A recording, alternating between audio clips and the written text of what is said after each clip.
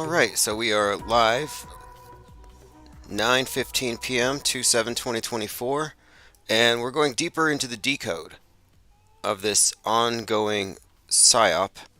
This is Saturn X, a song by Fepet.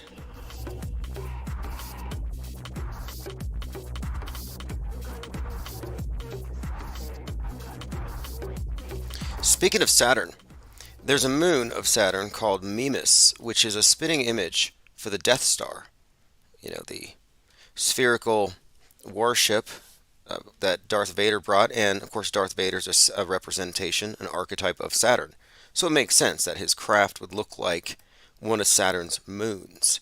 But more relevant right now, the Allegiant Stadium is called the Death Star, which may also connect to the recent death of a Star Wars actor. We've been looking at these various threads, but the main thread that has come out of this whole thing, we started looking at Swift. We're talking about Taylor Swift and the MAGA resentment against her.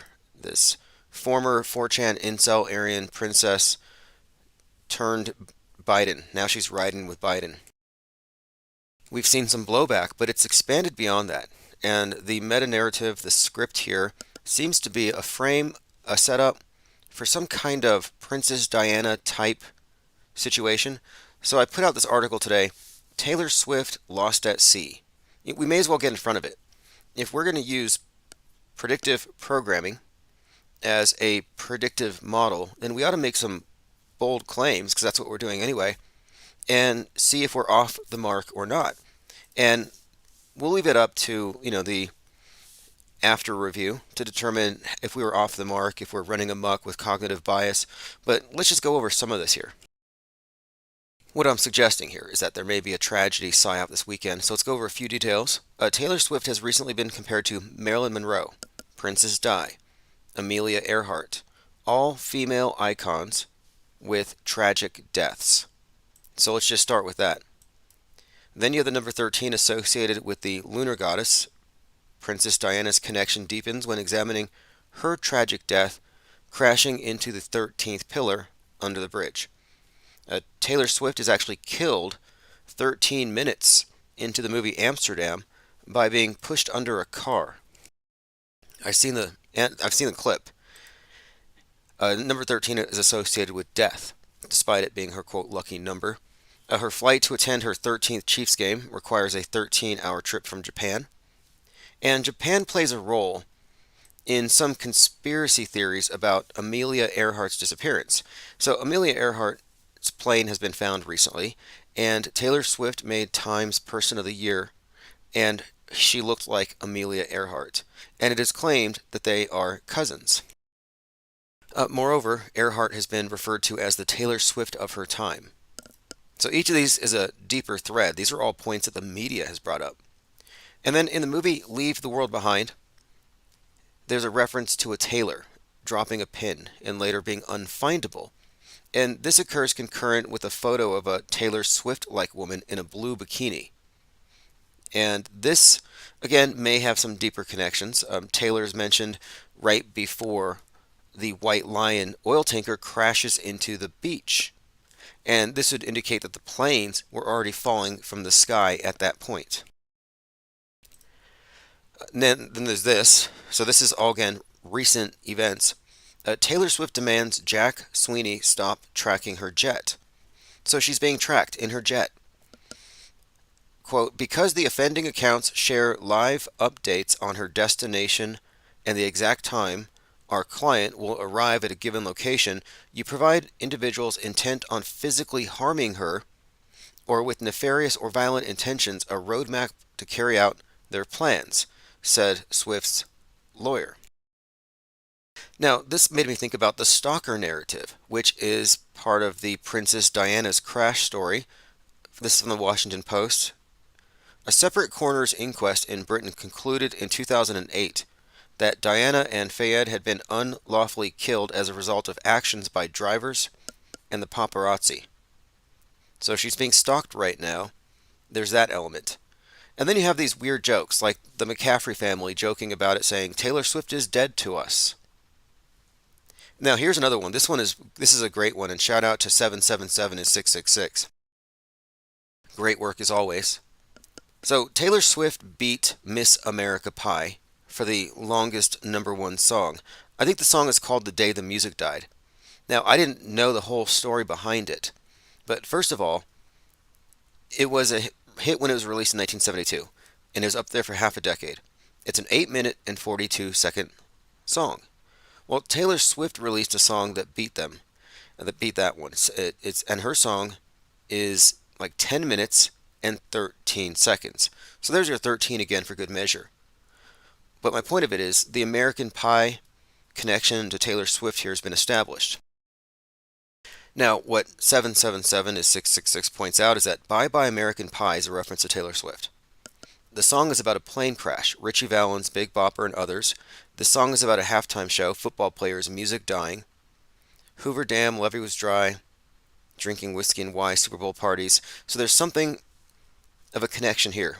And then there's, of course, this is the scream grab from Leave the World Behind, where they make a reference to a tailor who drops a pin. So these are some of the points, but there's definitely a lot more. But it seems to indicate, again, Amelia Earhart, Princess Di, Marilyn Monroe. Why is she being associated with female icons who die in tragic ways? And then there's another topic I really want to delve into, which is this quarterback and his comparison to Lee Harvey Oswald. So I thought about this last night after the fact, after this live stream, and I realized, okay, there's a few more layers to this thing. So first of all, and I think this is all connected, but first let's just bring this up. Brock Purdy has been compared to Lee Harvey Oswald. It's all over right now. TMZ, CNN, everybody's saying, look at this guy's response to being compared to Lee Harvey Oswald, the guy who killed JFK. Now, luckily, he doesn't look like, a Ted Bundy or something. But this comparison is not, it's not even close in my opinion. It's forced out there. It's force memed. It's part of the script. So here he is, number 13, quarterback, 49ers. And I'm thinking there's some deeper connection here. So the movie Leave the World Behind, first of all, I have to point out, Leave the World Behind was released by the Obamas. And it came out on 11/22, which is JFK's death date. So 11/22, 1963. The movie takes place in area code 11963. So you have 1963 and 119, which always has to do with planes falling from the sky for some reason. But anyway, Leave the World Behind, the one we're talking about that has the Taylor Swift-like reference, has a reference to JFK's death day built into it. So this is just one little connection with Obama. But now here's where it gets interesting. So you take Brock Purdy's initials, BP, gives you 216. And this is all stuff that Jurassic Liars has pointed out. The 216th day of the year is Obama's birthday, which is 8/4. Interestingly, the first black Speaker of the House, Hakeem Jeffries, has the same exact birthday. But it's the 216th day of the year, Obama's birthday. And according to Jurassic Liars' read on this whole thing, Obama is going to call for the JFK-like hit on Trump. Now remember, last year, well 2022 rather, in the summer, you had the 4th of July parade, again 4 of 7, 4th of July, a shooter with a 47 on his head. That shooter at the Highland Park 4th of July parade was obsessed with Lee Harvey Oswald. And he went to Trump rallies. So it doesn't take a lot to put this together. Lee Harvey Oswald, 47 tattoo on his head. Trump has the 47 on his hat. This guy goes to Trump rallies. They're foreshadowing an Oswald-like JFK hit on Trump. So we've discussed this stuff at length, and it's being brought back. And again, Highland Park. Meanwhile, the Parkland High shooter was in the news because he was being sentenced. And by the way, JFK went to Parkland Hospital in the bloody Ford Lincoln. Now, the connections here go a little deeper as well, because we're talking about the Super Bowl, and this is a quarterback for the Super Bowl being associated with Lee Harvey Oswald. Now, BP 216 would also mean or apply to February 16th, which is the Weeknd's birthday. Now, if you remember, the Weeknd, whose name is Abel, think Cain and Abel, head wound, he did a performance at the Super Bowl with a head wound costume.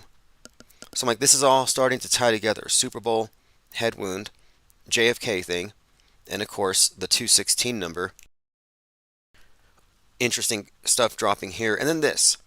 So this thing with Disney releasing certain copyrights on characters. Well, it looks like Oswald the Rabbit has been kind of released to the public domain. So there's a horror movie coming out called Oswald Down the Rabbit Hole.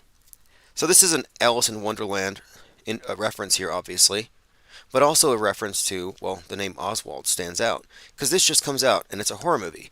So I'm thinking Monster Rabbit because it's some kind of a monstrous rabbit thing. Oswald.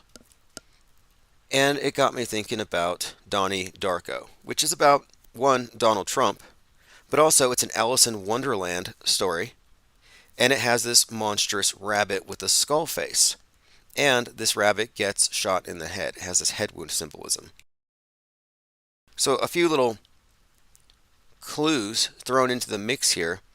Again, Oswald, Monster Bunny connects to Donnie Darko's Monster Bunny Frank with the head wound, Donald Trump. And then you have these Oswald connections connecting to both the Super Bowl head wound performance of the weekend, the Super Bowl quarterback for this Super Bowl 58, which has been connected to Super Bowl 47, the Blackout Bowl, in a number of ways. But then, even one step further here, we're just looking at the bigger picture. It seems like there's some kind of reference tying in blackouts, the JFK assassination, Trump, and this particular Super Bowl. Now, why this Super Bowl? I'm not quite sure. But we do know that Taylor Swift is taking a 13-hour flight from Japan. Right, we are joined by Diana South, Thrustazar, Cat Bunny Buffalo, Oh Sure, Peace Circle 36737, Frank Murray, Dimitri 101 says, 13th letter is M. M got its shape from a wave. Well, Taylor Swift says that at all of her award shows, she's sitting in row M or the number 13. And M is a reference to the goddess as Magdalene. Da Vinci Code actually did a lot of decoding of the letter M and its significance in all of this. Jungle Jin, Lean Dion, Into the Beyond says raft time. Yeah, the raft is growing, and the sea of irrelevance, yeah, maybe it's getting deeper and there's more and more junk being thrown in there. It's toxic. Don't drink from the sea of irrelevance. It's a desert. I call it the desert of the designated real, but it's definitely not something you can drink. 737 says Heaven's Gate has the best punch. Yeah, well, there's some competition. There's the piston Kool-Aid trough that all the red pillars are drinking out of. I'm getting a lot of flack from a certain faction of internet Nazis. They're like, why don't you care about what we care about? And I'm like, you guys don't do media deconstruction. If you're still stuck in identity politics and culture war, you're distracted. That's pretty much it. Tyrone McCloskey says Brock Purdy looks more like Buster Posey, the last SF storybook character. Well, he's number 13, quarterback. He's playing in a role, if you go back to Super Bowl 47, where Kaepernick was the quarterback. And that was the 33-minute blackout. And Kaepernick has some fascinating connections, both this Christ typecasting, but they've also have other threads you could lean into. Like, for example, he got the RFK award. Who would want that? Who wants an award named for somebody who got shot in the head? And then he got the Nike award for the Sacrifice Everything advertising campaign for Nike, and that was something he won alongside somebody named Kennedy. And I've noticed there's a lot of foreshadowing with a number of these characters, like almost like they're being set up to be martyred in some form of, or fashion. Specifically with the Colin Kaepernick, there was a few things about him that stood out as making him seemingly a target of the right. Especially his movie Colin in Black and White, which highlighted how much the right wing hated him, the Tea Party at the time, burning Kaepernick jerseys. In fact, there was some MMA guy who said he won't watch the Super Bowl because of Kaepernick. So he's a highly charged figure politically, but I don't think he's that relevant right now. So I thought, well, maybe that's just a public sacrifice, a blackballing, but not a literal one, which would be a huge incitement. But you have to also remember, too, the kneeling is a symbolic gesture, and it was brought back to our attention with Derek Chauvin when they were illustrating this dialectic that they were pointing out. The class warfare, the oppressed and the oppressor, the Marxist theater of Derek Chauvin kneeling on Floyd. All of this is very fascinating, but let's stick to the present Super Bowl because there's just something here with 58 and 47. We've been talking about the number 47, and I've suggested for some time that Super Bowl 47 is foreshadowing some kind of blackout during or around the election cycle for 2024, the 47th president. And we'll go through our notes and uncover more of these connections. One of them was Beyonce and Swift, funnily enough. If you remember, Beyonce and Swift have had this kind of thing with these award shows, between Kanye and more recently Jay-Z, suggesting that Beyonce is getting snubbed. Well, Beyonce was the performer during the Super Bowl 47, and so Swift is the performer of this one. Not literally, but as you can see how this story's unfolding. And there are going to be so many of these Swift Super Bowl parties. I mean, it's really not organic what we're witnessing here. And we always talk about the scripting, which gives it all away. Lean Dion says Toby Keith, TK, reported death on 2/6, age of 62.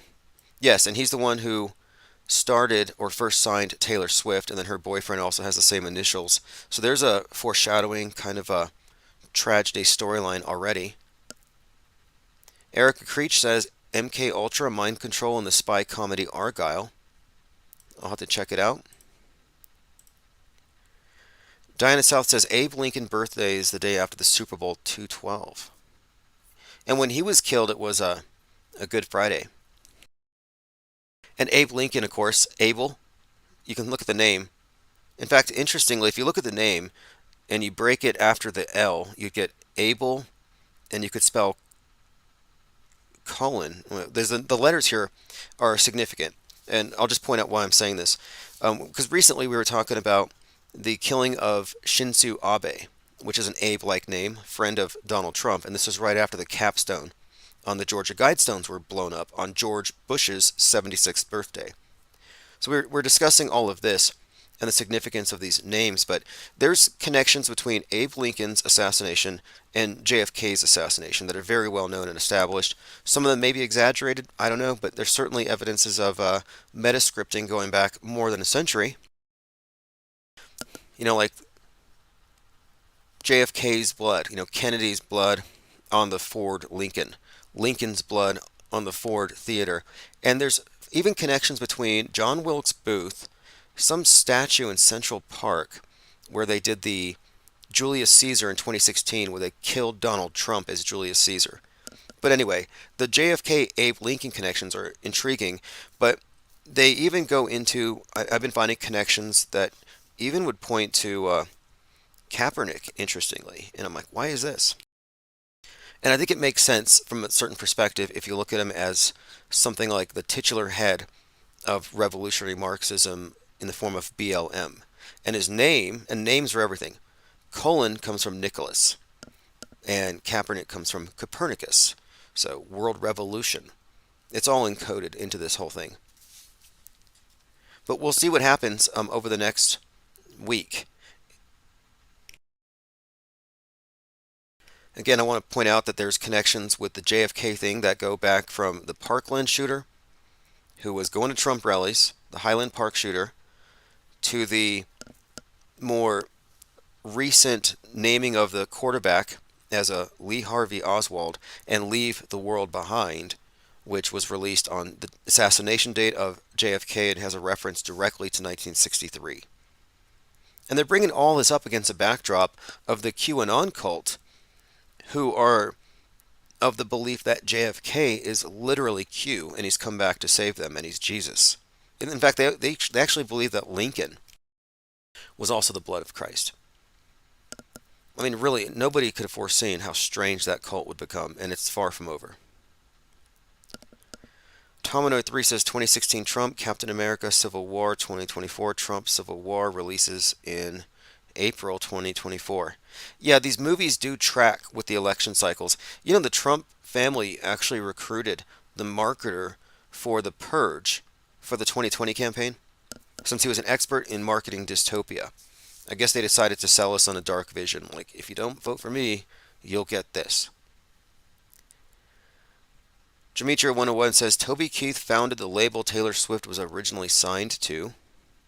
And look, she shows up at the event to win her 13th, wearing a doomsday clock around her neck, drawing attention to the 13 herself, which she writes on her hands. I mean, they're obsessive about it.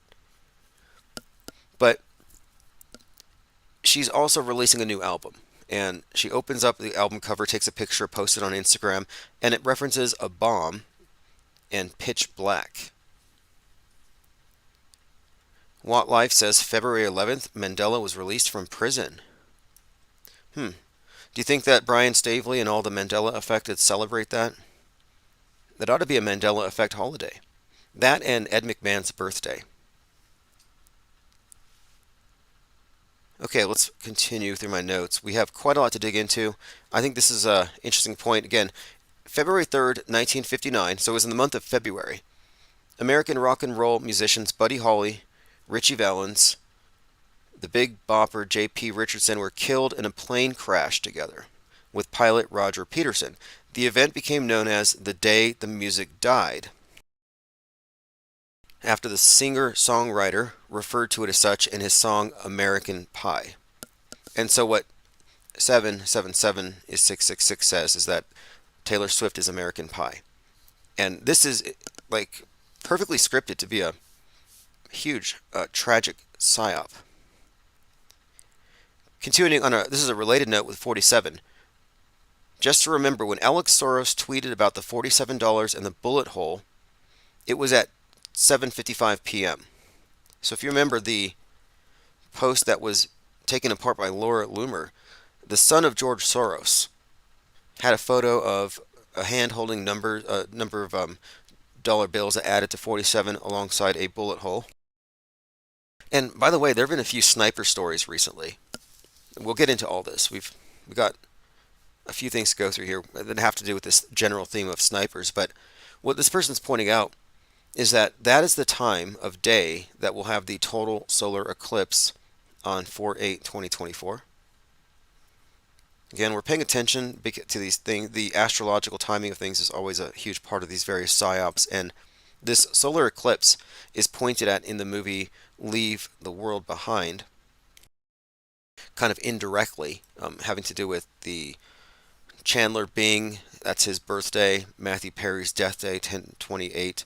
There's a connection to Leave the World Behind and the seeming Xing out of America as this eclipse finishes this X across America. I think it even goes through Eagle Pass, where they're having that border psyop right now. And there may be some action tomorrow. Join us February 8th at the steps of the Supreme Court. Trump is a traitor. The court will hear whether the United States can withdraw him from their statewide ballot. There's going to be a big Antifa gathering. Should be peaceful. Okay, we've talked about this thing with the scary looking rabbit from Donnie Darko. And if you're not familiar with the whole Donnie Darko thing, it connects to 9/11, 2020, Trump, Pizzagate, the Trump Antichrist thing. But at the core of the story, it's got the Alice in Wonderland story about this sleepwalker and this connection with the rabbit telling him he's running out of time. And this theme, Alice in Wonderland, is built into Leave the World Behind, where the character who represents Donnie Darko, they call her Donnie Darko, goes into this bunker because she knows they're running out of time. But in the movie, you have the character Frank the Rabbit who gets the right eye wound. And of course, this would connect to the monstrous looking Oswald bunny, which is just conspicuous because this was posted today. And I'm looking at this thinking, okay, it's probably not disconnected from this Lee Harvey Oswald being force memed. Again, the Disney rabbit Oswald was released to the public and has emerged as a wild new public domain spin-off.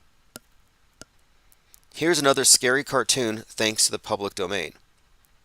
Now, I didn't know that Oswald had anything to do with Alice in Wonderland. I don't think he does. However, this new project is called Oswald Down the Rabbit Hole. And there's a scary teaser.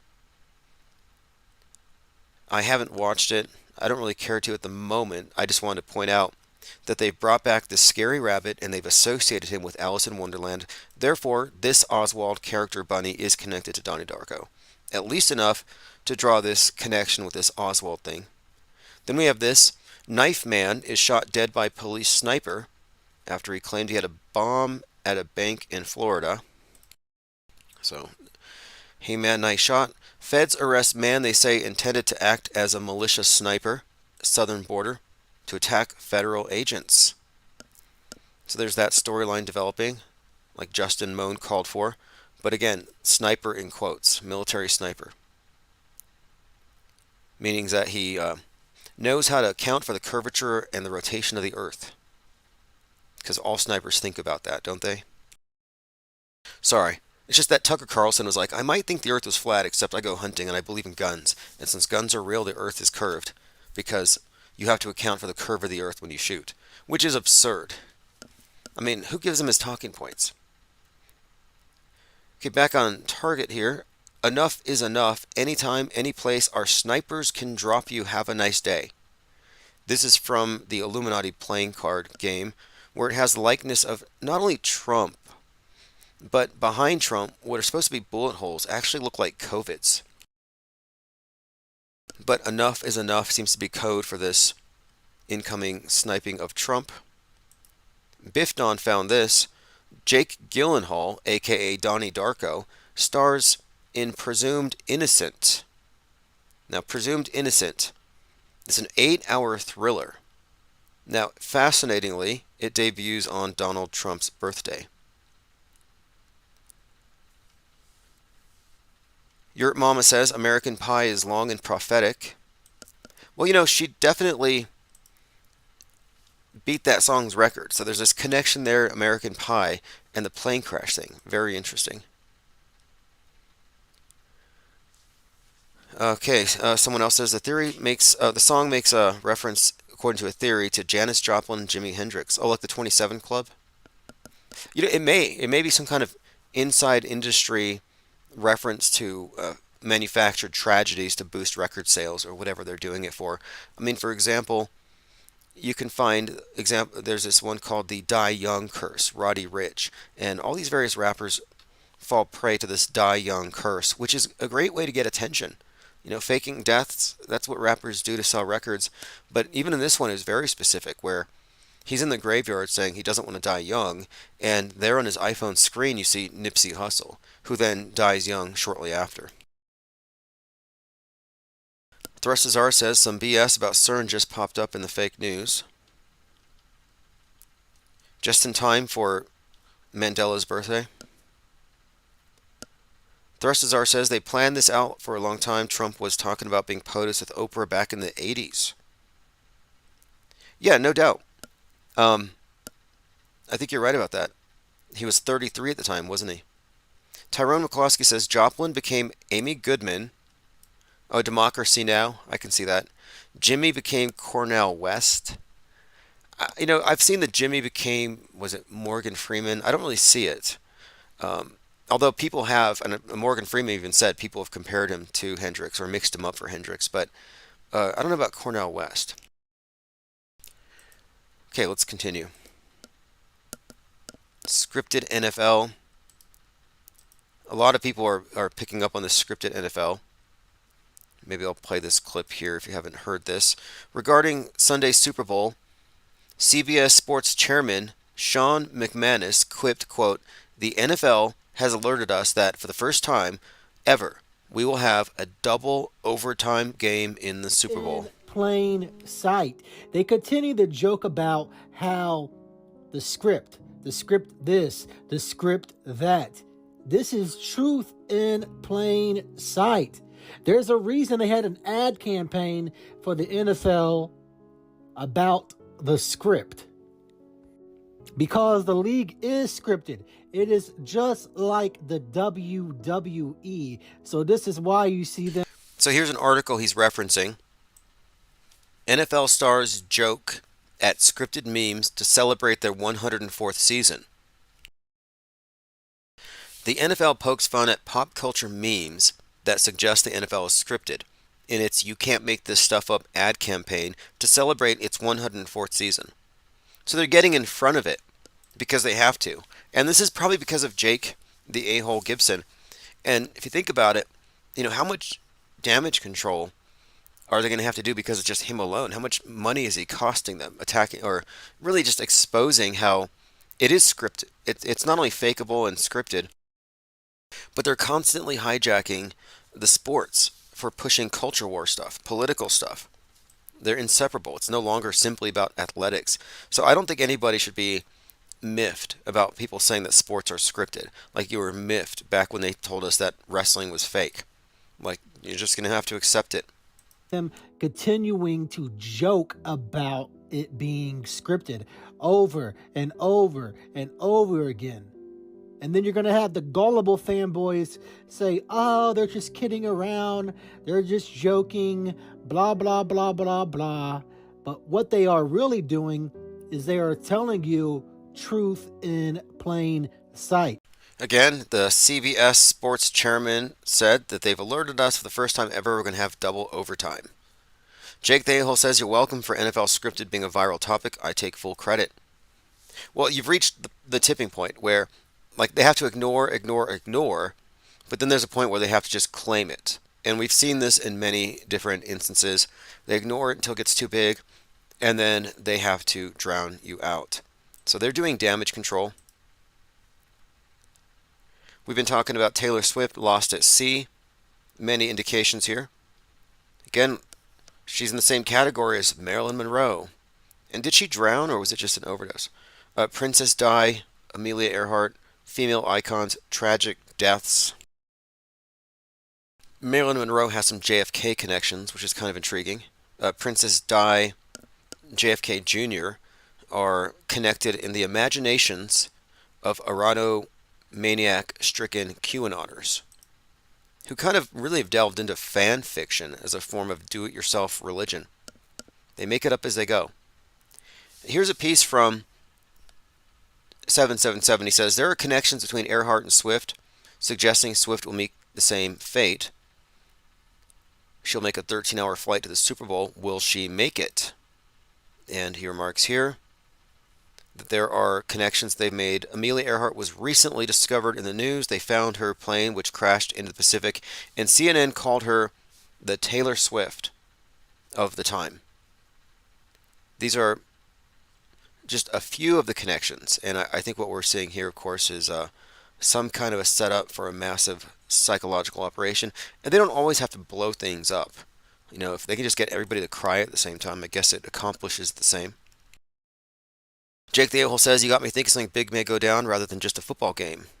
Oh yeah, I have not even looked at this as a football game. I'm like, why are we taking bets on who wins the game? Let's take a bet on whether it's an EMP blackout, a nuke, they snipe Trump, a MAGA snipes Swift, her plane goes down. Like, that's what I'm interested in. Which one of those is going to happen? And all the predictive programming suggests blackouts. You've got the sphere, and some guy named Mason just climbed the sphere today, the Las Vegas sphere. You had U2 dropping, detonating Atomic City, where U2 performs there, U2 being a spy plane, but it's like, wait, they have a video where they actually nuke Vegas. And even Musk drew my attention to this. He posted an image of Vegas, New Vegas fallout, which is about, high altitude nukes would bring like nuclear winter, fallout. You'll have to go home and lock down. And that's not the only two examples. There's a few others that all connect to this theme of blackouts. And then all the connections between Super Bowl 47, the Blackout Bowl, and this one also indicate this. Leave the World Behind. 2013 was that Blackout Bowl. And the year of Leave the World Behind, on the anniversary of Superstorm Sandy, National Geographic released a movie called American Blackout. And in American Blackout, then President Obama had a cameo where he said something about because of the blackout, everybody needs to just obey. So they put this story out there in advance. It's been building up, and I've been looking forward to Super Bowl 47 as some key event having to do with the future presidential race for 47. And then again, we have this recent introduction of Lee Harvey Oswald back to the world stage. Jay Diggs says Taylor Swift previously dated RFK Jr.'s sons. See, Taylor Swift it should be noted here, she was considered to be the Aryan princess of the incel right, Miss America Pie, American Pie, and for her to join Team Biden is like a huge diss. And this is also the year of Barbie feminism. And what does she represent? She's being attacked by alt-right types because she's 34, which in their minds means that she's missed the opportunity to have a few dozen babies, and she's not settled down. In fact, they say she has no market value. Like Matt Walsh, like, oh, she's too old to be chained to the kitchen, barefoot and pregnant, like their new MAGA ban ideal. So she's already made herself an enemy. This is in the culture war, and she's completely contradicted the other side. And if you look at the Turner Diaries narrative and the white nationalist attitude towards the liberalism and progressivism, it's almost like they hate people on their side who've gone to the other side more than they hate their enemies. They call them race traitors. So race traitor Swift is being targeted by the MAGAs, and you can find MAGAs who are saying, if she endorses Biden, we need to, quote, punish the bee. They've actually said that. Punish the bee. Okay, this is from Sports Illustrated. 49ers Brock Purdy perfectly handled reporter's awkward question about Lee Harvey Oswald. TMZ. 49ers quarterback Brock Purdy told he looks a lot like Lee Harvey Oswald. Now again, the connection here, the number 47 Blackout Bowl. He's the quarterback of this one, the corresponding. Then you have, of course, the shooter at the 4th of July parade obsessed with the number 47 and Lee Harvey Oswald. There's even a game called Hitman, which has a 47 on it. But the reason why they brought out Lee Harvey Oswald, I think, would also connect with this Leave the World Behind and this whole QAnon fixation on JFK. But they brought this out as an element. And then we have these stories, multiple stories of snipers that I've been referencing. And then there was the shooting in Prague on the solstice, if you recall, where he was on a balcony and they said, oh, there was blood left on these iconic marble steps. So you have a sniper shooting people, blood on the steps. On the same day, pro-Hamas supporters threw fake blood on the steps of the Lincoln Memorial. So sniper, blood on the steps in front of the Lincoln Memorial on the same day. I mean, these are contiguous stories. They don't exist in isolation. The media should be considered monolithic when you're analyzing it from a metascript perspective, when they write our history, when they describe our zeitgeist.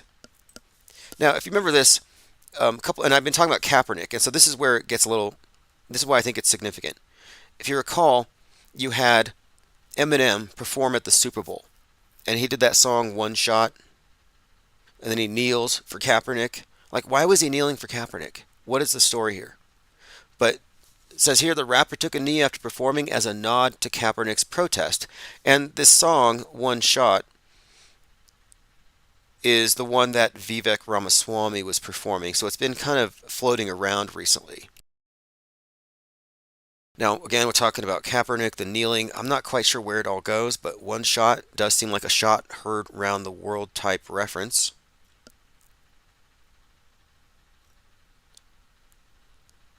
All right. Oh, this is another one. Alec Baldwin is... No, who cares? Alec Baldwin... Well, I guess we should mention this. He is 66 and 6 days.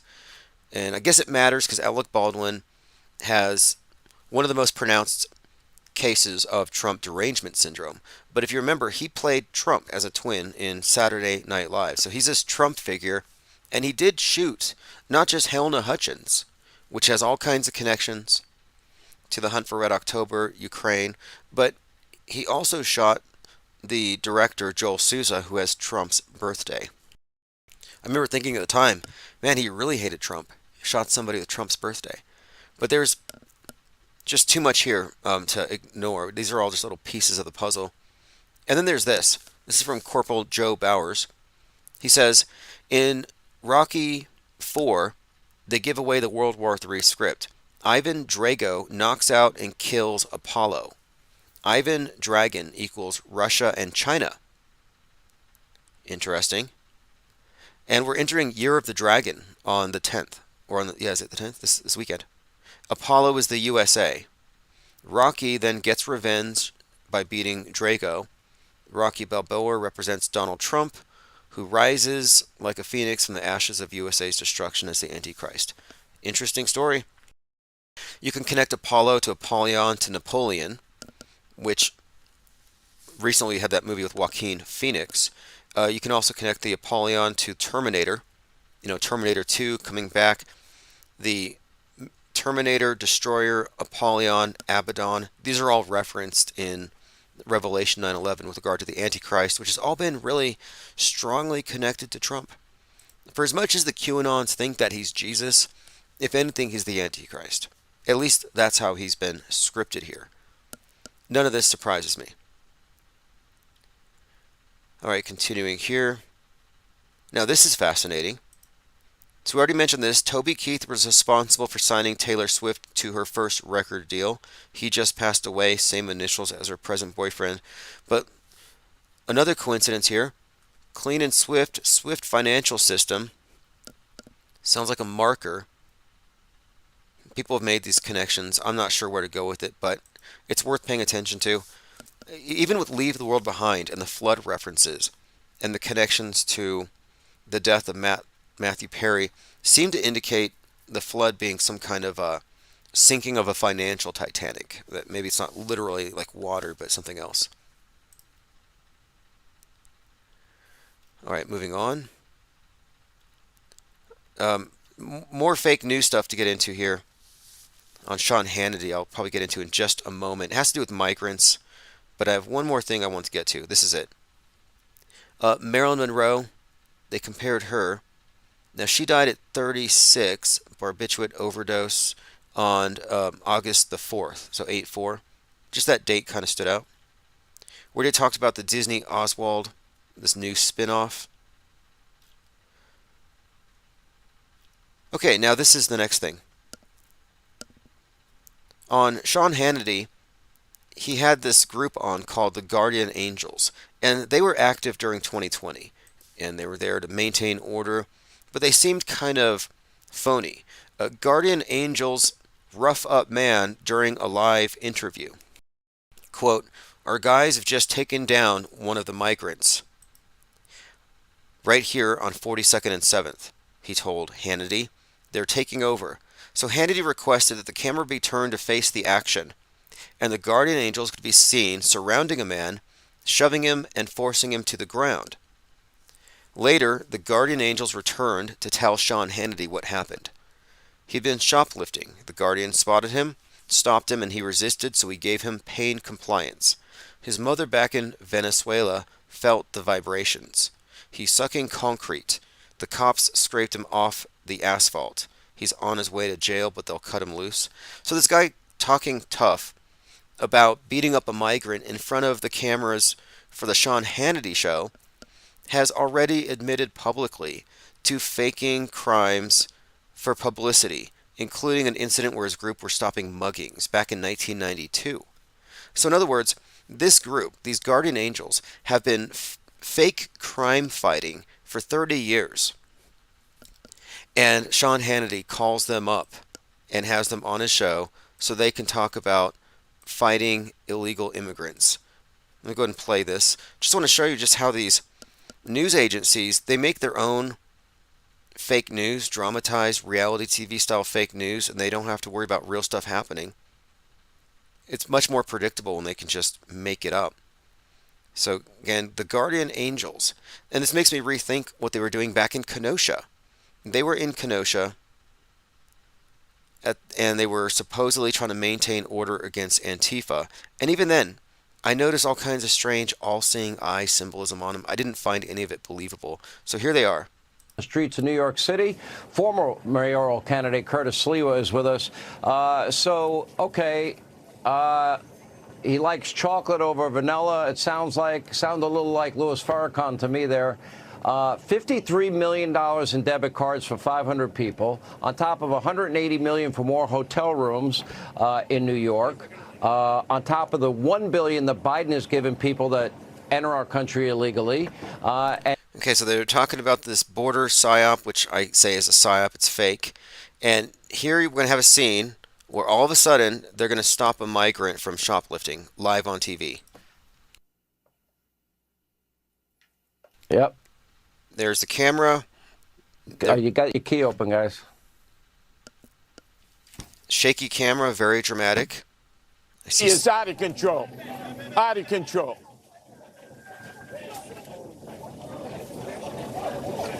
The guy they're pushing around has a hoodie on. Anyway, I'm guessing that this is fake and staged. So after the action, they come back in front of the camera in their red uniforms. And these are individuals who've been convicted of faking crime-fighting antics 30 years ago. Felt the vibrations. He's sucking concrete. The cops scraped him off the asphalt. He's on his way to jail, but they'll cut him loose. We got to take 42nd Street back, Sean. These illegals think they own this street. They think they... We got to take 42nd Street back. Now that's interesting. The number 42 plays a strong, heavy role in a lot of these psyops involving borders and, of course, the black versus white dialectic. But anyway, Guardian Angels doing some performance art for Sean Hannity. It's pathetic. Catch up on your comments. All right, let's see here. Gematria 101 said the Blackout Bowl had the Ravens winning. 33 passes, 22 catches. 11 years ago. Right. My Third Eye says, if Taylor Swift dies, will the headline be world famous Chiefs fan dies? Right. Like those 3 guys that froze to death. It's like 3 Chiefs fans died. Like, so if I die, is it going to be, they're going to see, hey, what's his favorite sports team? He doesn't like sports. This guy that doesn't like sports died. Thank you, Multi C0 Dagger. We at the IPS appreciate the support there.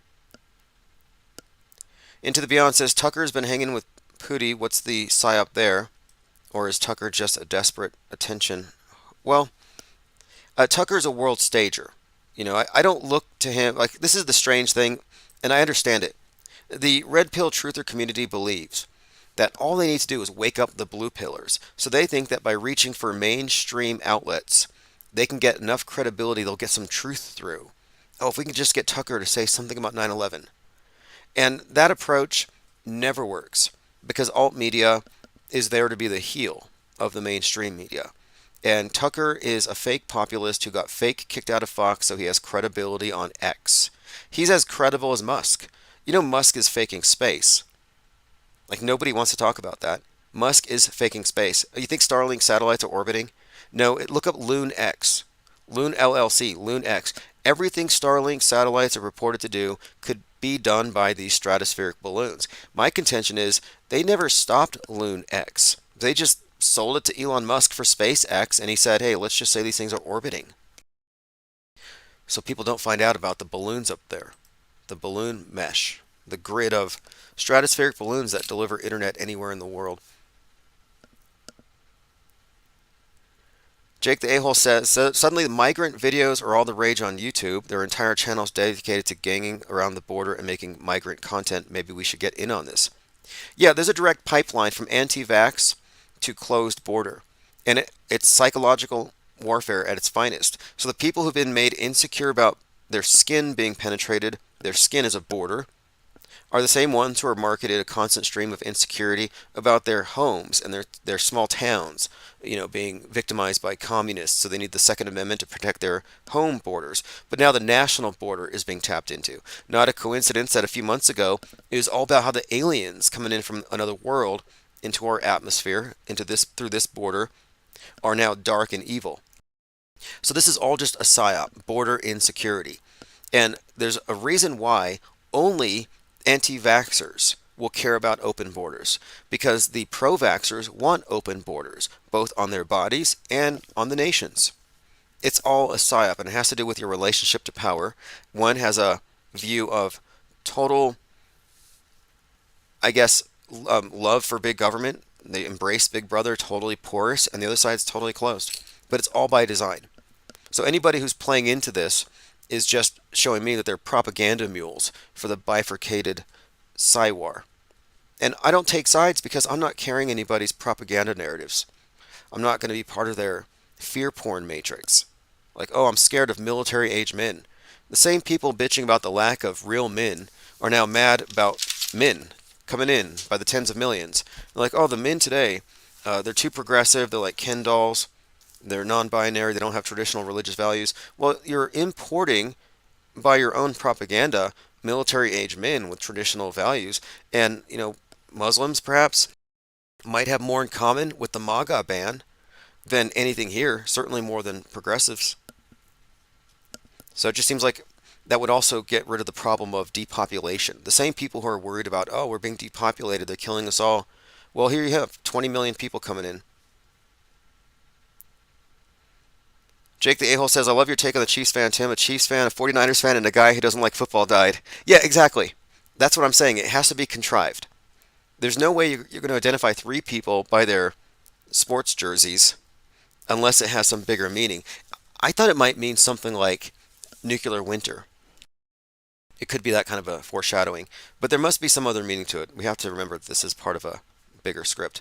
But yeah, it would have been funnier if it was like, oh, Chiefs fan, a 49ers fan, and some guy who just wasn't there for the sports. Sports ambivalent. Tons of people are buying the Chiefs fan dying story. Some call it a ritual sacrifice. Others say it's a Fenty overdose. Meanwhile, we just say it's fake.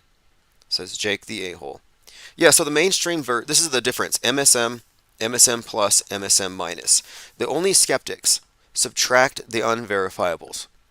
So the mainstream believer thinks, yeah, 3 people died. And they probably froze to death, or it was a drug cocktail from a friend called the chemist. But the MSM plus, the conspiracy theorists will say, yeah, they died, but it was also a sacrifice. So they accept the premise, but then they throw on some extra sauce. Those of us who are being critical thinkers about it are saying, okay, well, it's fake until proven real. We have no evidence, so there's no reason to assume it's real, but it's a component to a broader story.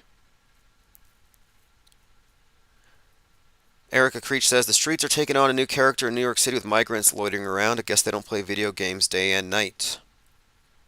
And that's according to what you've seen on the screen. I think that the border insecurity psyops are played out. They do it every election cycle. And I constantly hear people say, military-age men, military-age men. And I've heard it from so many different voices across so many different platforms that I know it's a talking point that has been put out there on purpose.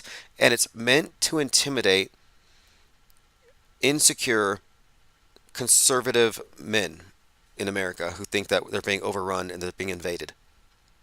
And some people will say, we are being invaded, you're underreacting. And I'm saying you're overreacting.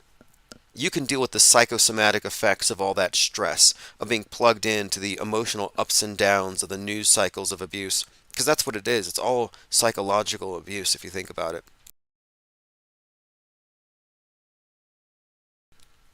Okay, continuing.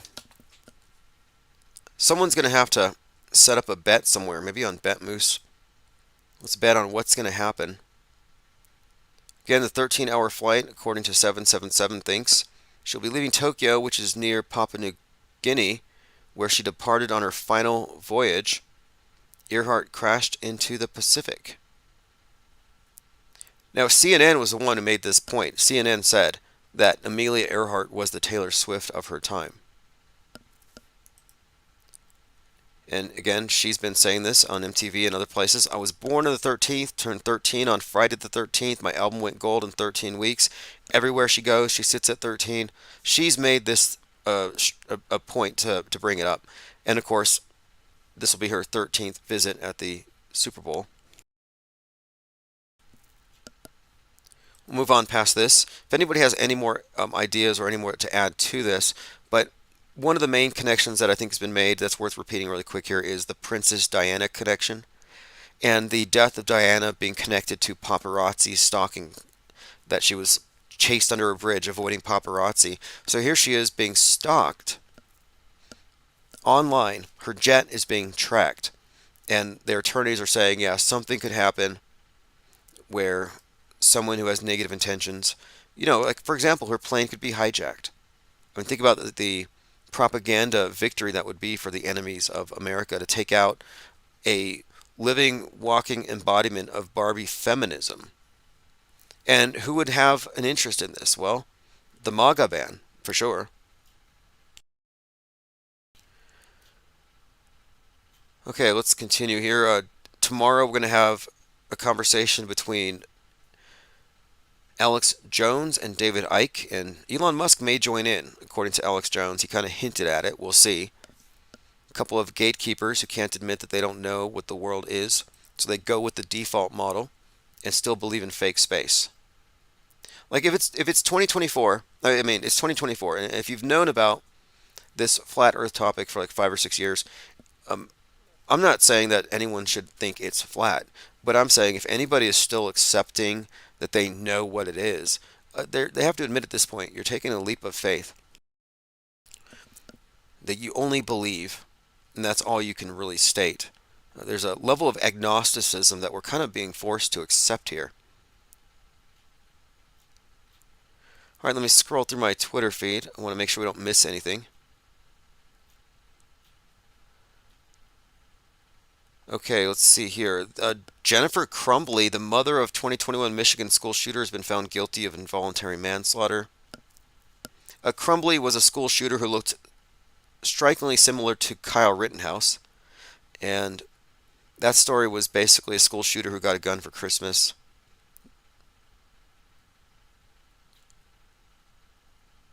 Brock Purdy compared to Oswald. We'll continue to follow that story. And then, of course, Oswald the bunny being released. Ominous. Again, I'm looking at much of this as predictive programming and a build-up for some kind of JFK-esque event. Joined by Maxi D. Says, Home Sweet Dome, God is real. Now, I don't know about domes. I find that to be an interesting concept because what it does is similar to the globe. A dome puts a boundary, turns it into a finite model, and separates it from what's outside of it. And I don't think we have enough information to say that the world itself is a discrete object. I don't think it is. Jake the A-hole says, Alex Jones admitted he is Bill Hicks and also that he's not Bill Hicks, both instances to make it look like he's just joking. Well, recently I've been calling Bill Hicks Bill Hicks. And he put out a video on Twitter to say that he's actually a clone of Hitler. Like, why would you want to associate yourself with Hitler? There must be some reason. Is he trying to distract people? Now here we go. Trump Tower he has all these references to Apollo. He adorned his condo with Apollo everything. In fact, Michael in Truth has done quite a lot here along the lines of Trump as Antichrist, and that's the reason for the head wound thing. The entire head wound thing we're talking about has to do with Revelation 10:13 or 13:10, and it has to do with the idea of a world leader getting shot in the head and then rising from the dead. According to Priceline data given to CNN, round trips between Kansas City and Vegas are averaging $666. Nothing to see here. The Parallax View. Now, I haven't watched this yet, but someone referenced this movie yesterday. TV journalist witnesses the assassination of a presidential aspirant atop the Seattle Space Needle, and that movie was released in 1974 on Donald Trump's birthday. And then this, The Sphere, which we mentioned, U2 did a song there, a video, Atomic City, video in which they nuke Vegas, and the Sphere Vegas Twitter account says, Sunday is going to be fire.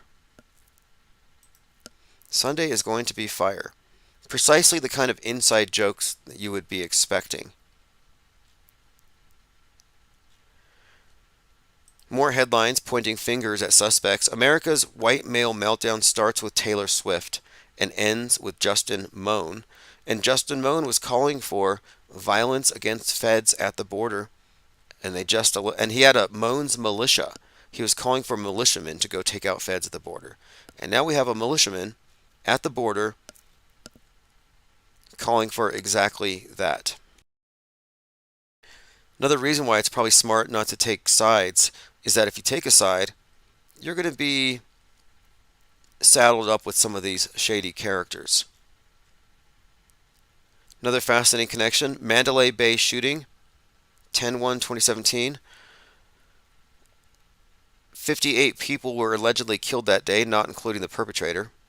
And this is the Harvest Festival, just down the street from where the Super Bowl is occurring at the Death Star. And the Death Star Stadium is pretty much just a massive satanic altar. I think that would be the best way to explain it. And there's this interesting thing. The enslaved Native Americans who made the gold rush possible, a number of people have been pointing out the connections between the gold rush, the 49ers, and the Chiefs. And then we have this story about the young Chiefs fan who is accused of being racist for wearing blackface. And interestingly, Leave the World Behind has a reference to a character that shows somebody doing the tomahawk chop. And this scandal with this kid happened basically right after the movie came out. So more concurrent programming. But anyway, that kid's in the news right now. I think he's getting some kind of a settlement or something, or he's suing. Again, Lex 18 News. In the 1930s, Amelia Earhart was an icon, a record-breaking aviator, as famous as Taylor Swift. Elephant Tusk says, Tim, didn't you live in Vegas for a time? If you were there, would you leave for the weekend? No, I wouldn't leave. I would actually go there and record it. I would definitely record it. Lean Dion says, concurrently, Killers of the Flower Moon, an Apple movie. Now, I was thinking about that. Killers of the Flower Moon. You have Miley Cyrus just won a video or some award for a song called Flowers. And then the Moon Goddess connection with Taylor Swift. There's some symbolism being tossed out there. Jake the A-hole says, does anybody remember the movie The Rock from the 90s? It had homegrown terrorists threatening to bomb a 49ers game in San Francisco. All right, well, phones, if anyone has anything to add, you can call in. It's 505-349-0420. I can set up Discord. It's just I recall it being very resource intensive. You can find the Skype app, and then it's Infinite Plane Radio. Let's see, normal here. Missouri Republican candidate torches LGBTQ books with flamethrower. I expected them to be burning Harry Potter books by now, but they're still stuck on this. Recently, they've been really hyping up the Satanic Panic. And look, my view on the Satanic Panic and these moral panics from the right is that these are part of the, again, bifurcated Psywar. The right doesn't believe in viruses or vaccines, but they believe in sin and possession. They believe in the devil, that kind of thing. So they believe in the traditional concepts of sin, and they believe it's spread through social contagion. That's why they hate the idea of pride, because they're spreading it socially, spreading sin. And their whole religious paradigm is based on essentially the same thing that the progressives believe, which is you have to stay pure from sin, but their version of sin is called the virus, and it's carried by the other side, who don't get vaxxed, so they're the carriers. They believe in misinformation, so they don't trust their church, which is the MSM. So you basically have this split here, this schism, where progressives believe in this modern concept of sin called the virus, with the modern priesthood that can save you with the modern Eucharist, the vax, and the other side sticks to their traditional version. One side doesn't believe in the traditional version, but they have their modern replacements for it. COVID is a devil the atheists will believe in. And we saw 2020 a puritanical revolution among the godless atheists who, while they might laugh at Noah's Ark and God and flood myths because of sin and wickedness, they believe in Ark Storm because Noah told them, the National Oceanic and Atmospheric Administration. They just have a replacement theology. It's just dressed up like science fiction. It's a science fiction religion.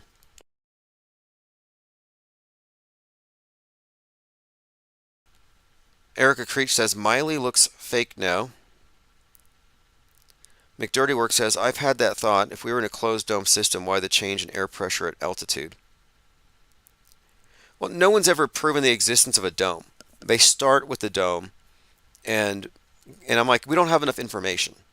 And you're arguing about something that's out of reach, out of sight, and nobody's talking about lateral exploration. Just keep walking in a straight line. Jake the A-hole says, I thought about driving out there. It's an 8-hour drive to Vegas. Crowds and traffic will be insane. Well, it's going to be, whatever happens, it's going to be taking place on a closed movie set. But if you get close, maybe you can be a witness to something and they'll make you sign an NDA. You could be a crisis actor.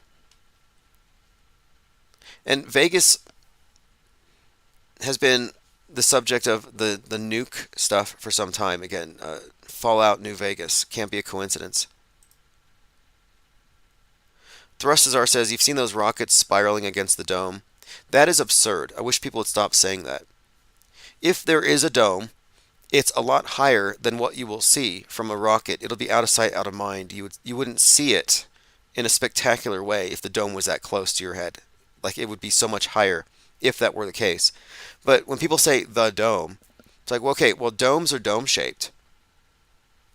Why are you assuming a dome shape? What's the curve of your dome? Is it higher in the middle? Does it touch the ground at the edges? Like, this idea of constructing a model and defending it is just premature. Commenter says, I think 49ers will win. Money's heavy on KC.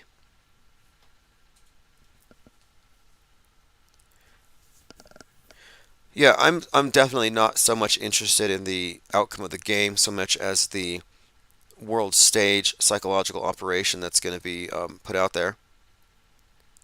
Commenter here says, let's not forget the film London Has Fallen was released on 3/4/16. He's made some connections with London is Falling and King Charles diagnosed with cancer.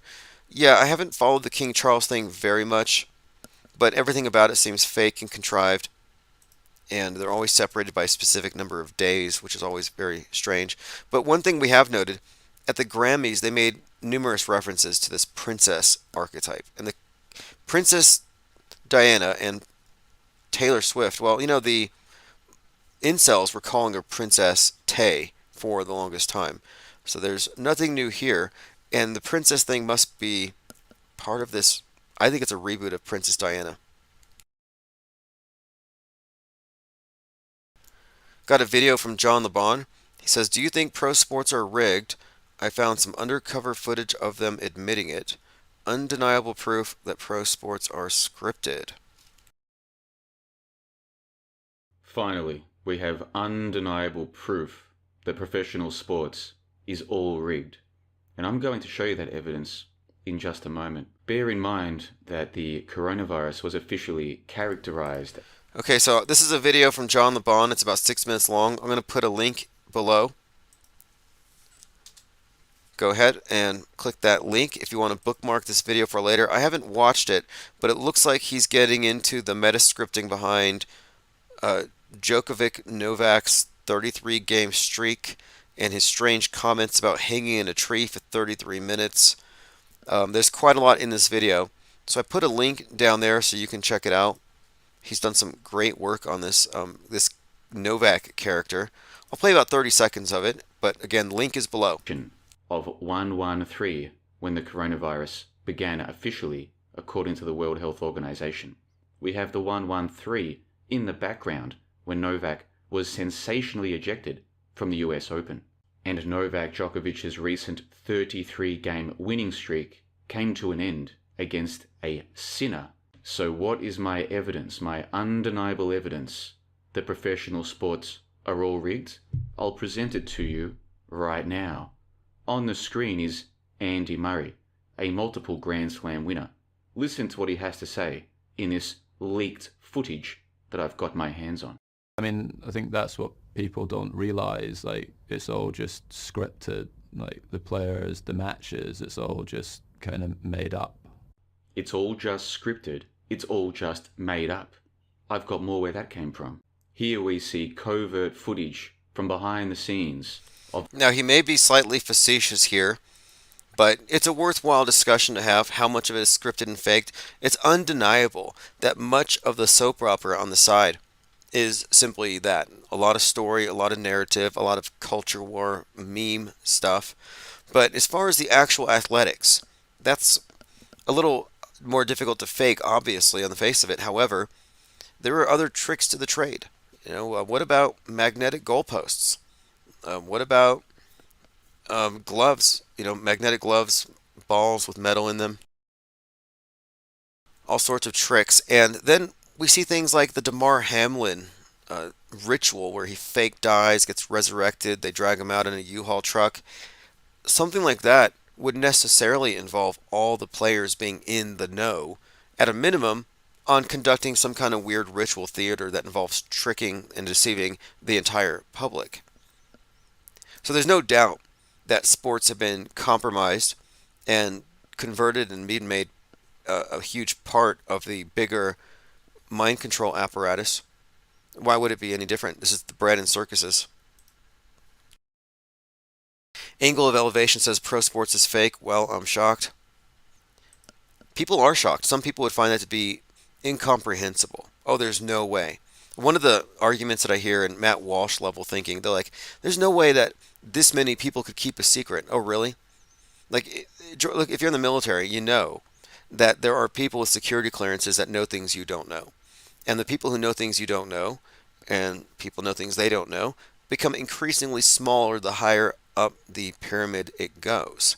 The idea of security clearances, of stratified information held on a need-to-know basis, I mean, how many people are in the know at the very end of one of these big psyops? Well, it's fewer and fewer people. But the idea that some secrets are too big to keep is naive, it's lazy, and it's just factually inaccurate.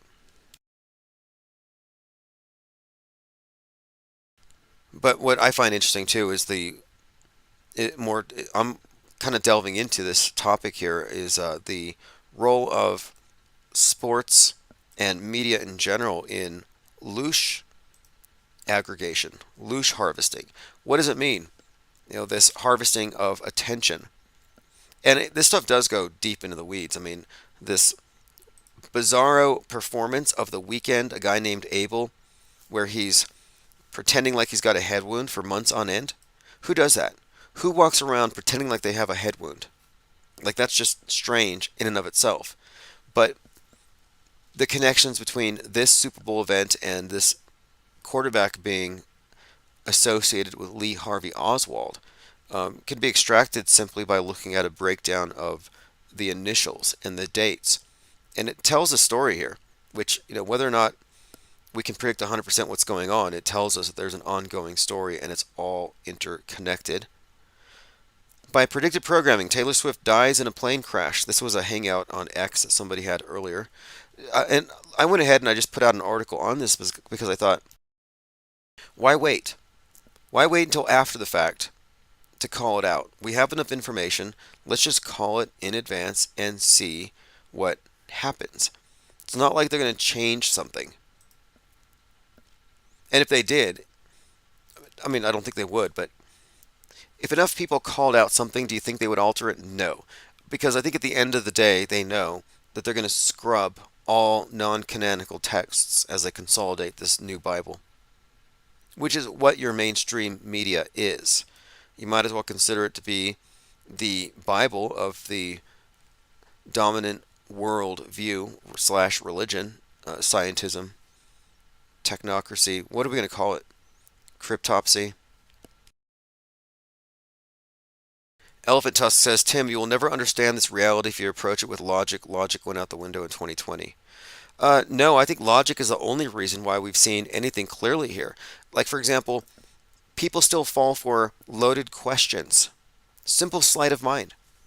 And if you don't understand how logical fallacies are used to coerce you into making choices with not enough information, rushing to judgment, emotional appeals, if you don't understand that, then you get plugged into an alternate reality game where now suddenly you're afraid of clouds, cirrus clouds, because you can't admit that you've been wrong for 5+ years, that you've been carrying propaganda for the enemy, that you've been spreading fear needlessly. But the loaded questions get past people all the time. Well, what are they spraying? What are they spraying? You just shifted the burden of proof to me, so now I have to answer your question, and I have to provide evidence. And you've smuggled in the premise that it's a spray. You know, if you saw a dirt bike going across the desert and there's a trail of dust behind it, are you going to point to your friend and say, hey, what is that thing spraying? No. The wheel has kicked up dust. Similarly, there's an effect of the jet engines in the high atmosphere that does not necessitate a spray. But if you throw in the word spray, you automatically include an entire list of things it could possibly be pertaining to substances that are being covertly dumped on us. But if they didn't ask it like that, if they used no logical fallacies and said, what is the trail behind the plane? Well, then you would be able to get to an answer based on facts, not based on an argument from ignorance, which is a third logical fallacy built into the chemtrail theorists' premise. Argument from ignorance, shifting the burden of proof, loading the question. So no, logic is what gets us out of this labyrinth. And I would say too that I'm one of the few that understand this reality because I have separated it from the internalized worldview that the consensus has adopted, the one that the massified mind has no trouble with. The person who's still a Truman in a Truman Show. So no, it is logic that has actually enabled me to think my way out of 90% of their psyops. And most of the psyops, most of the logical fallacies, most of the sleight of mind manipulation tactics are coming from truthers.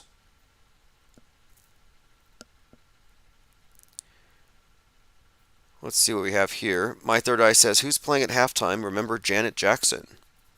Yeah, the Janet Jackson thing was what really woke me up to the symbolism. Because I remember I was having a discussion at the time where someone was like, this is a ritual to Bridget. This is a ritual to this Celtic goddess, and it has to do with the nursing of the sun god. And so when she rips off her top and exposes her breast, she has a solar designed piercing on her nipple. Well, what is that? Well, it represents the weaning of the sun god, symbolized by Justin Timberlake with the blonde hair. So you have the Sun King, you have the weaning symbolism on a green field on the weekend of Imbolc / Candlemas. It was definitely a ritual, not a wardrobe malfunction. The 33 minutes of darkness during the 47th Super Bowl, yeah, it wasn't like Beyonce got done performing and kicked a power cord and it all went dark. It wasn't like they used up all the power. No, they shut it off for 33 minutes. Why? Probably had a pizza party under the bleachers.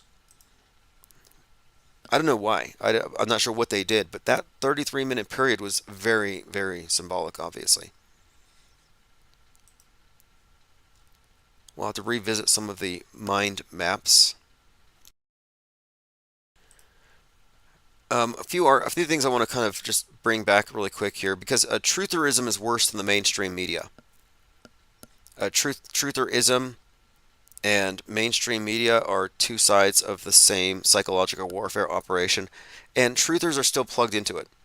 You're not anti-war if you are a truther. Just letting you know, you are a warmonger.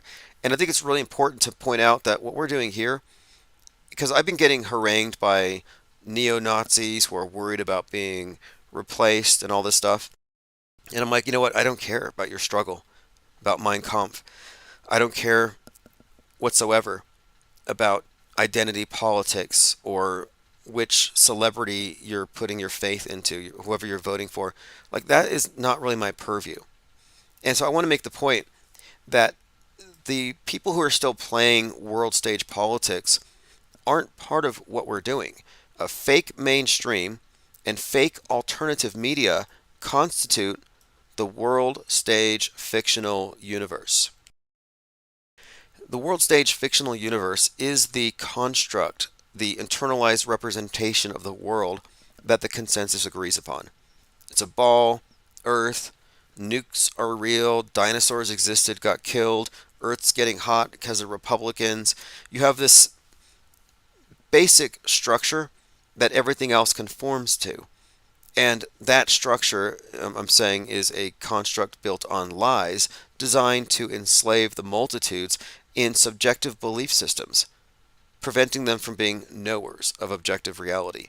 In fact, they obliterated objective reality the instant they plugged everybody in to the screen when we merged with the monolith, which probably happened permanently with the advent of the atomic bomb fakery.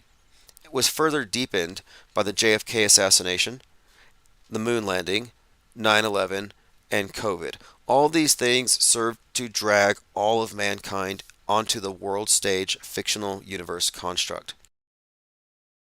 And there isn't a platform that represents those who have stepped outside because there's never been a huge network. Truthers have always been merged with alt media. And here's the problem. Alt media is a subset of mainstream media. Mainstream media is lies. Alt media builds on those lies. It does not subtract. We do. They're deeper in. Red pill's worse than blue pill. It really is. It's the same manufacturer.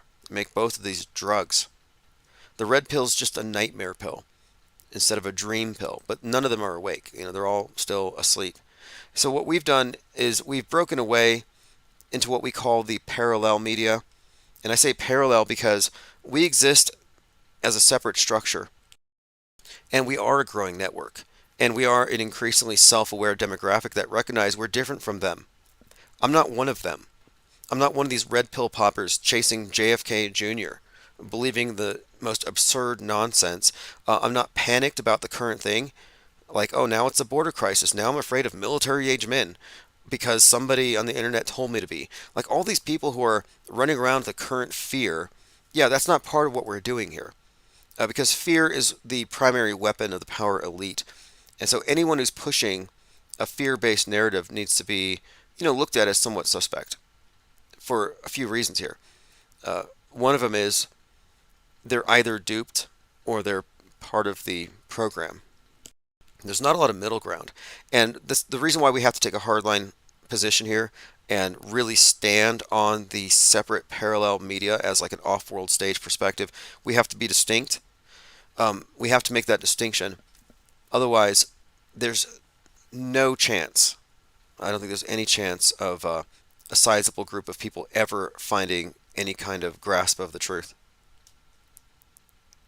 There's just no way. We have to challenge truth or orthodoxies for a few reasons. I have a list of things here I want to go through, but what's the point of this? Some say that I'm underreacting. I'm saying they're overreacting.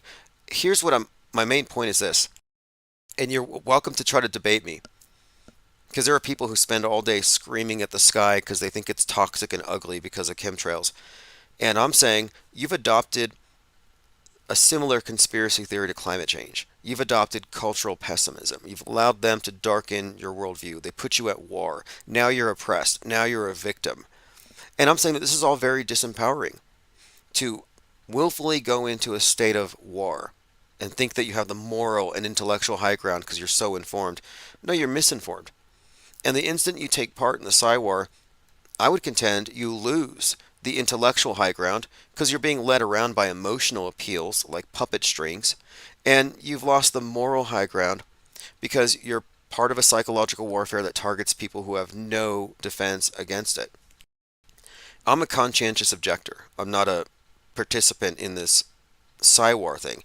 So I've adopted what I call cognitive harmony, as opposed to the cognitive dissonance of the red pill truther or the apathy of the blue pill dreamer. And cognitive harmony is simply a state of quiescence and peace. I'm not even slightly bothered by aliens, even if they're demons, immigrants, even if they're military age, not scared of needles. I'm not really scared of any of the things, space lasers from China, Jewish space lasers, cabals, none of this stuff scares me. I'm not scared of Kevin Spacey or Tom Hanks. I'm not triggered by Taylor Swift. Alright, let's continue here. Going through your comments, making sure I've mixed out. Oh, Salty Siren says mind blackout. Fascinating. And right now, people are adopting that headpiece. They're putting the visor on. They're driving around. People are on subways with their head, with a screen, like literally against their face. And you know what? You don't need the screen against your face like a digital hoodwink in order to be entered into the metaverse.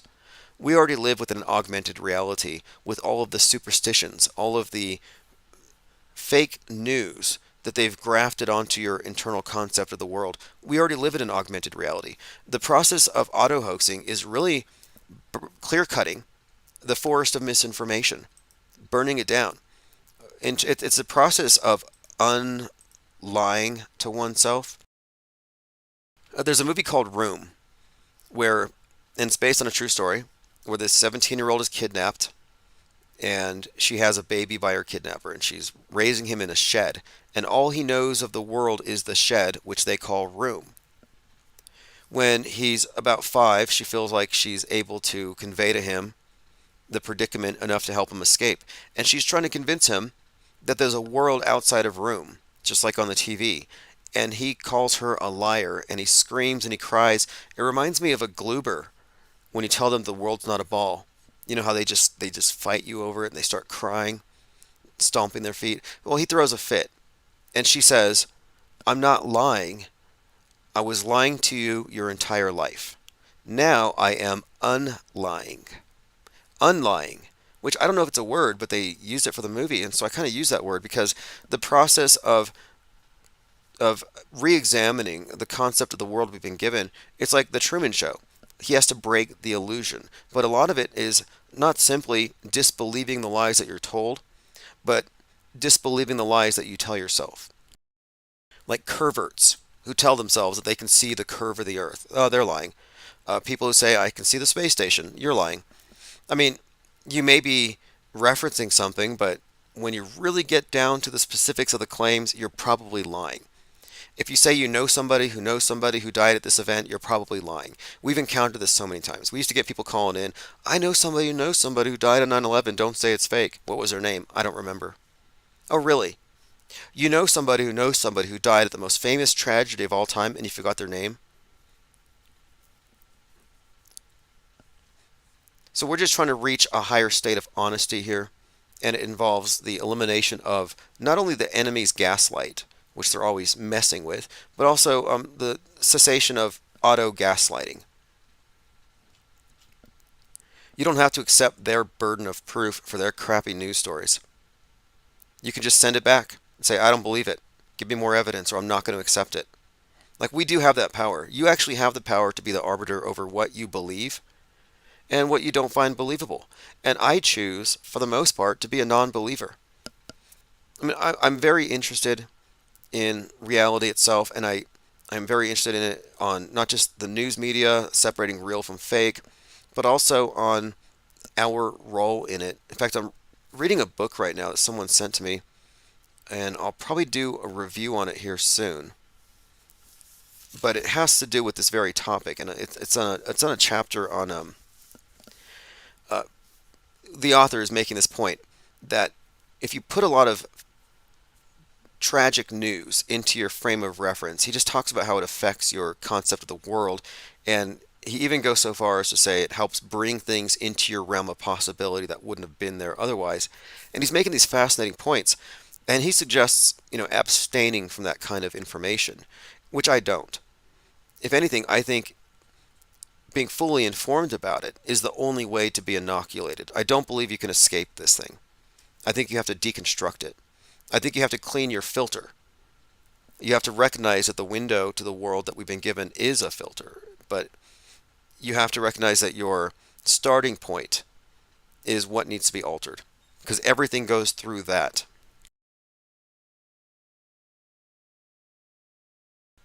All right, let's see what we have here. Angle of Elevation says, pop culture is the most dangerous trap. You're forced to pick a side that won't ever win. But can you remain uninformed today? Maybe an EMP would be the best thing to happen.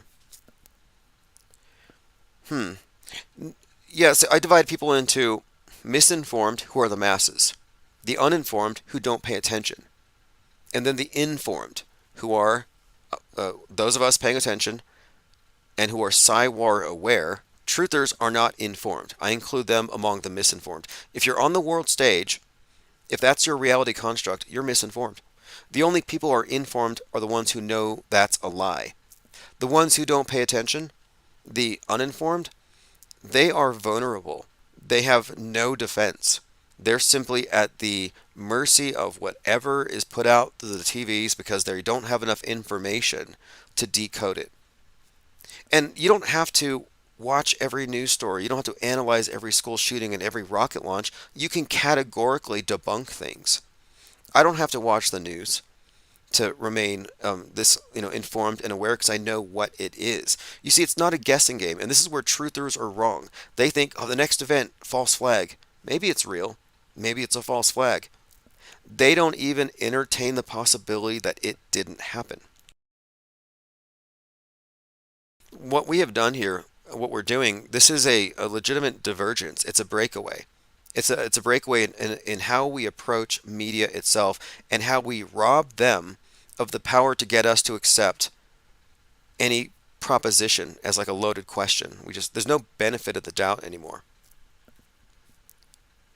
My third eye says my friend who's in Brooklyn had a clear view of the WTC from his kitchen.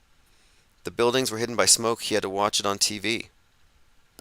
And that's what I would expect. People are like, well, how could you fake it? So many people. The people who ask these questions are 22 years too late.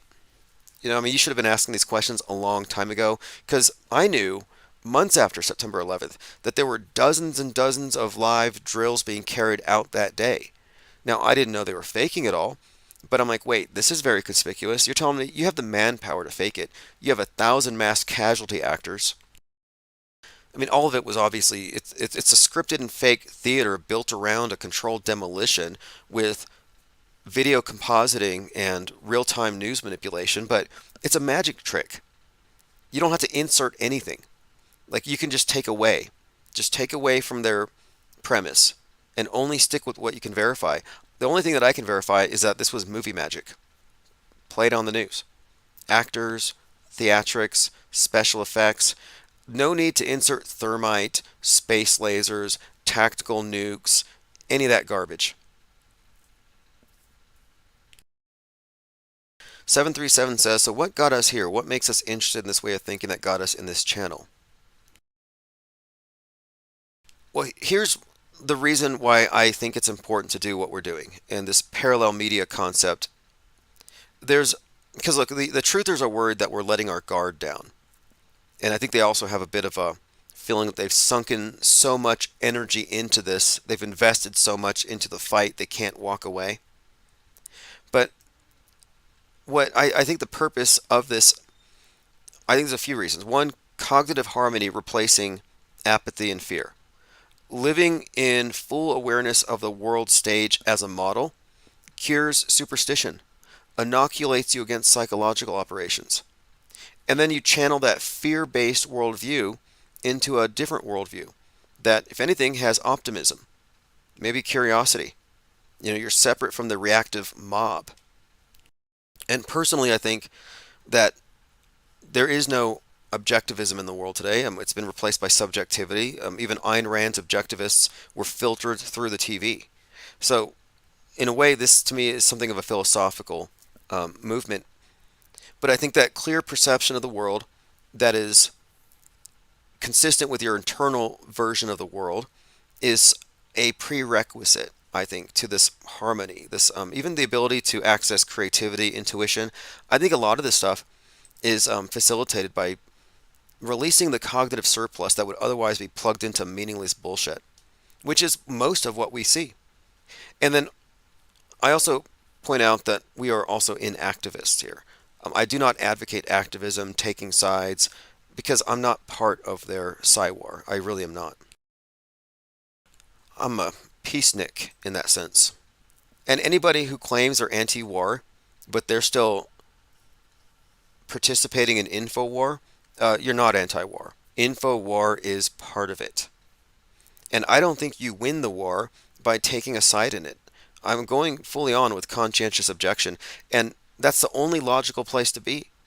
If you're at the point where you're ready to recognize that something the scale of a 9/11 or a COVID or any of these things can be faked on this level, if you understand what media is monolithically and globally, then you don't have any reason to be emotionally engaged to any of these topics or subjects. And you can watch people reacting to the current things like a bunch of scared sheep.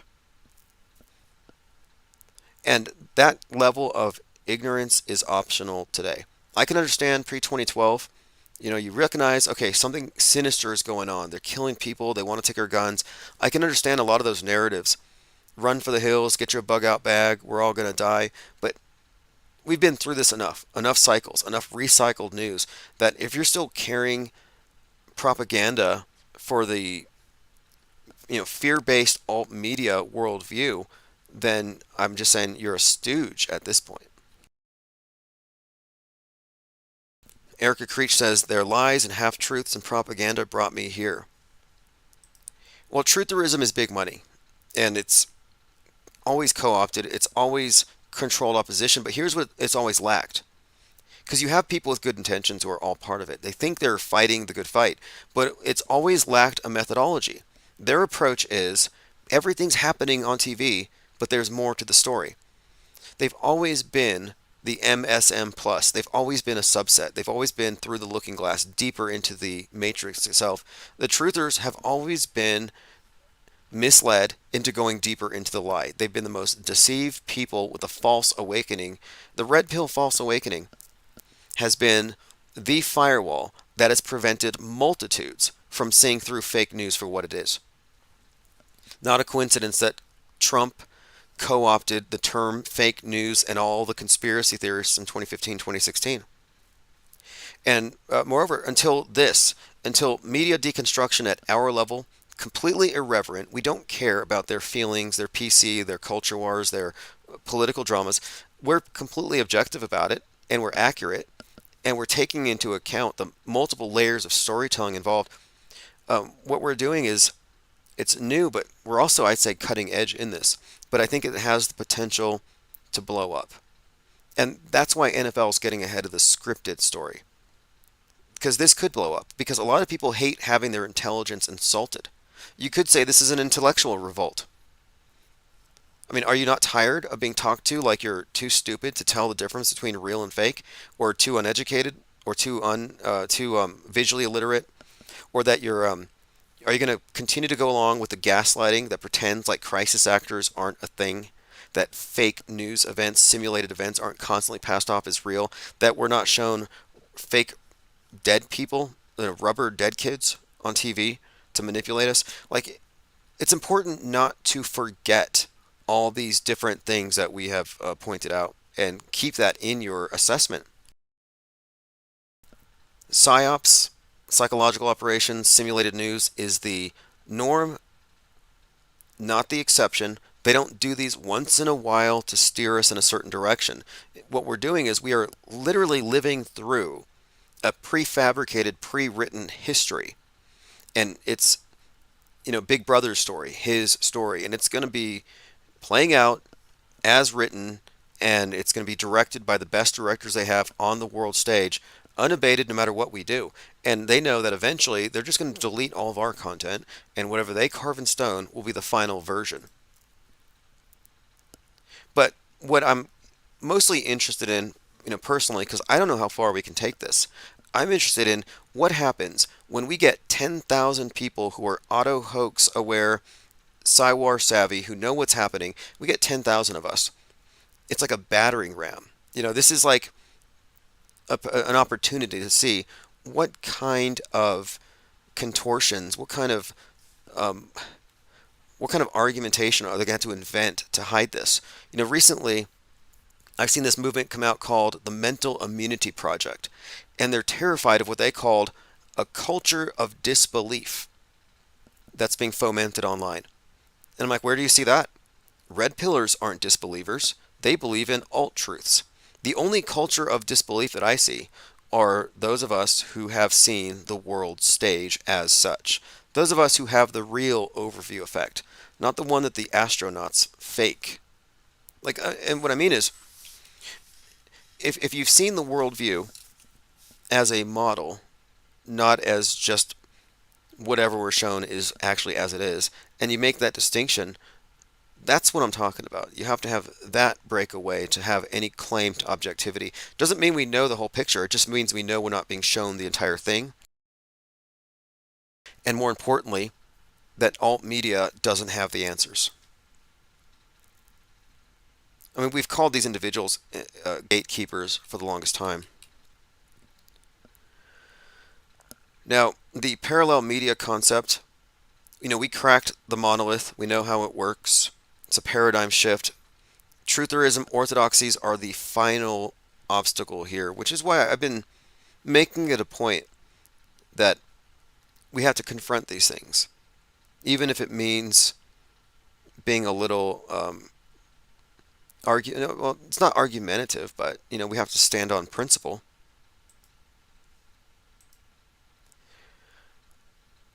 All right, let's see here. MaxiD says, do you understand just how scripted reality is now? Numbers game. 33 runs the show.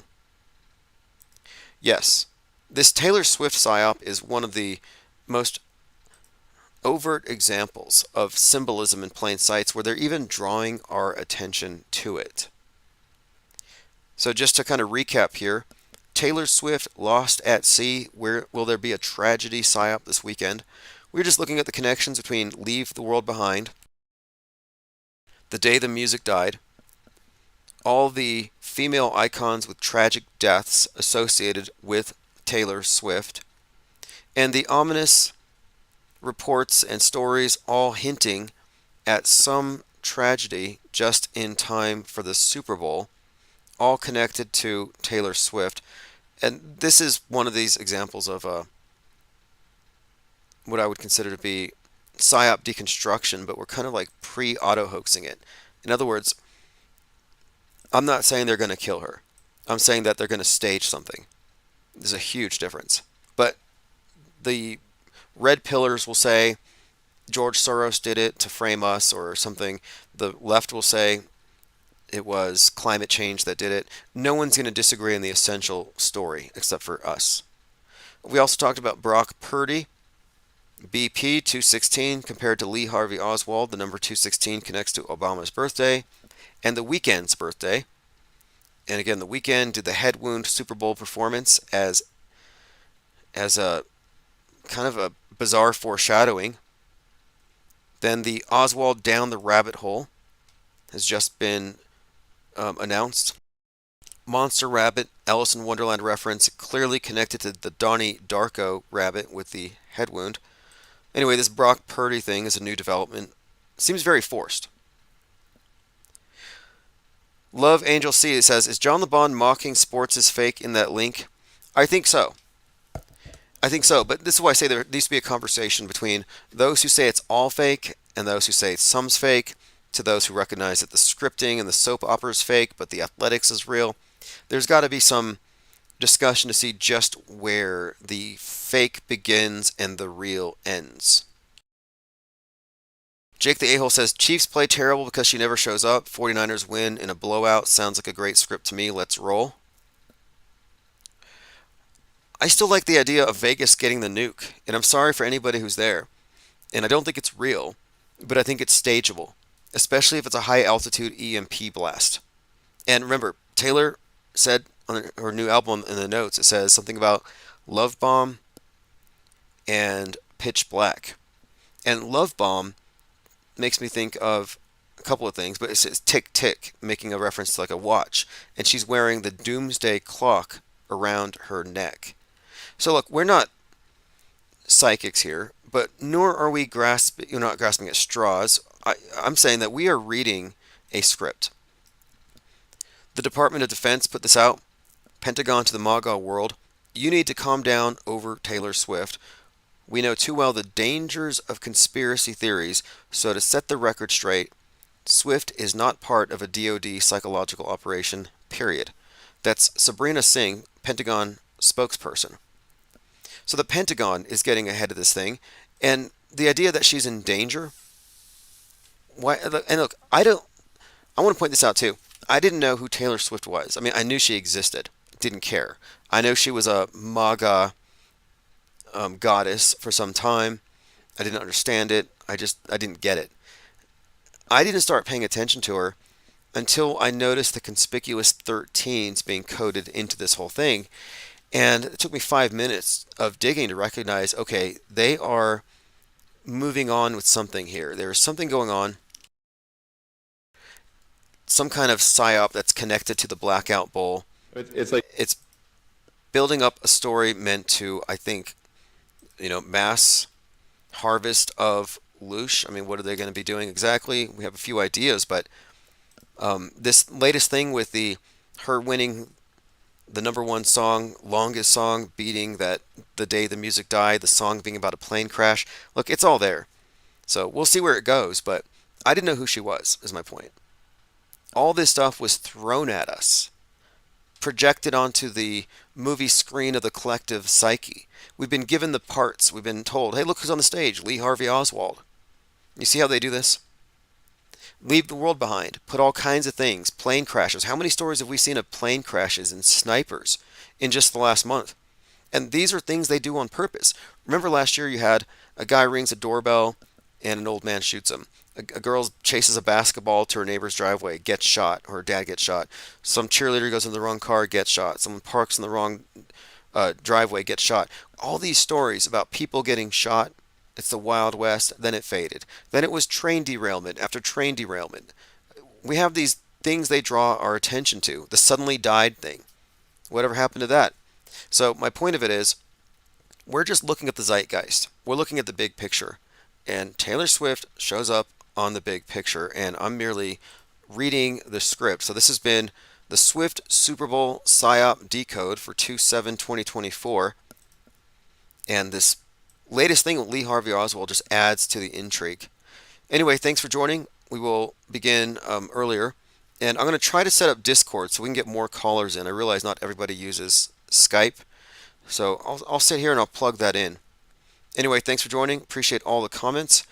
And go to ips.monster to get on the newsletter. This is One-Eyed Jack and the Shells. Pope Elon. I mean, we're all going to die someday. And if you're going to pick some place to die, then why not Mars? Okay.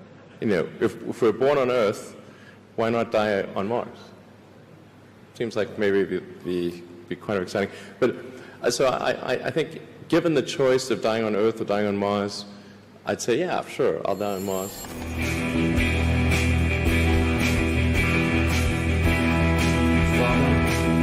Hallowed be your name.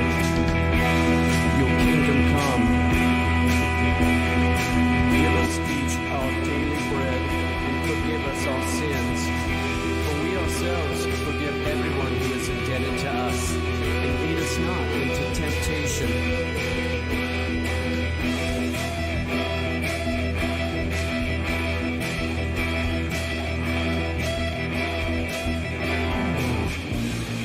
Drive your car to Mars. Do yourself make space. Hiding behind a Tesla's name.